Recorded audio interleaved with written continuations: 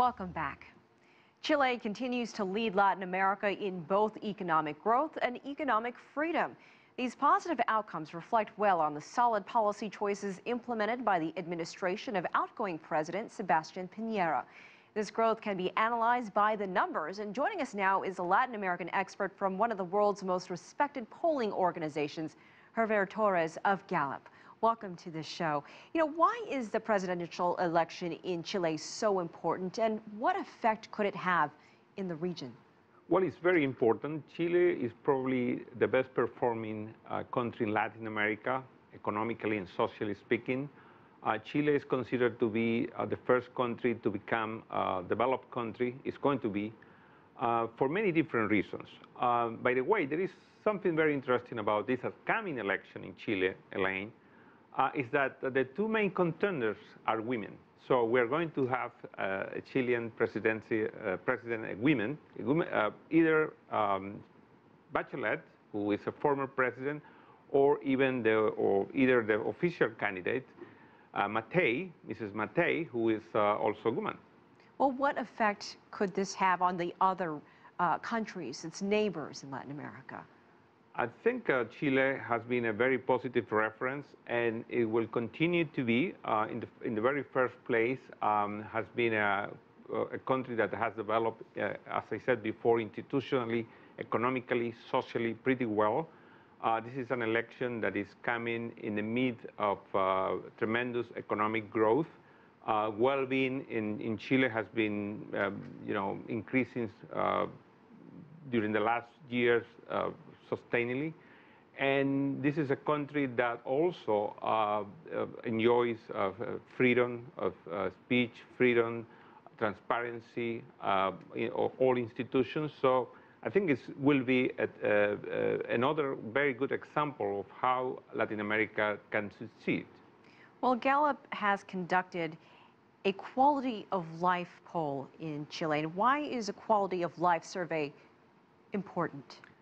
Well, it's very important because ultimately, this is what people say about their own life. So we ask people how they rate their life, if they are having a good life or a terrible life. And depending on their answers, we divided them into thriving or suffering or struggling population. And when you ask people in Chile, you see that the number for that country are pretty good. Well, what are the results? Let's go through some of the numbers. Well, if you see the numbers, you see that Chile, for example, 45% of the population, almost half of it is considered to be thriving, and it is according to what they say. That's a number that is above Latin America, and this is above the world average. So thriving population is high, and when you go to the other opposite, the extreme suffering population is very low. It's right now about 5, or one of the lowest in the region too. So if you take those two extremes, thriving and suffering population, Chile is doing very well. Well, you also conducted a survey on the number of people experiencing anger in Chile and Latin America. And what did you find there? Right. We think that there are some feelings that are very important to measure and to understand, the quality of life. So anger is very important. There are countries in the world where anger is very high. In the Middle East, for example, anger is very high. In Latin America, in general, it's low, which is very positive. And Chile is lower than Latin America average. So it has to do with the economic performance, with the social performance of Chile. That number has been coming down during the last few years. That number was much higher, about 20, like 4 or 5 years ago. Today is around 17. Gerver, security is an important issue for Chileans. How much confidence do they have in the police compared to other countries in Latin America? Well, for Latin America as a region, security is a big issue, is a big concern. The region as a whole doesn't perform that well when compared to other regions of the world. But Chile is the best performing country in the region. So, for example, when we ask there about confidence in the police, You see that they are well above Latin America. They are above 60%, whereas Latin America is just below the 50%. So it tells us that Chile has made tremendous progress in terms of security, in terms of institutions, which helps their economic growth and overall, quality of life in the country. So obviously a sense of safety there, but how do Chileans view leadership in the country?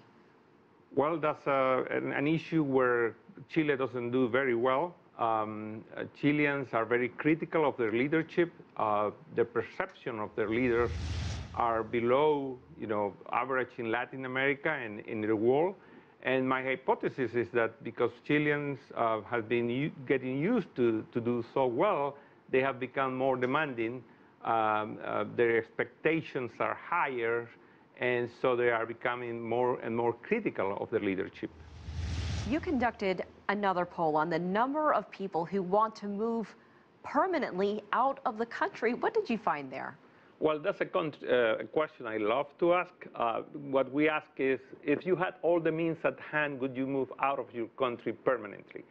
What we found is that in Latin America, in general, that percentage is high, relatively high, so about 22%, compared to world average, which is 13%. Chile is about the same average than Latin America. It's relatively high, but still it's a number that has been declining in the last few years. So a few years ago, it was about 30. When you put that number in that context, it was 30. A few years ago, you came to the conclusion that things have been improving there. We think that this is a very important measure. It's a very important indicator of how well people feel about their own country. Certainly some confidence there. Gerver Torres of Gallup, thank you so much for your time. We appreciate you coming on the show. Thank you.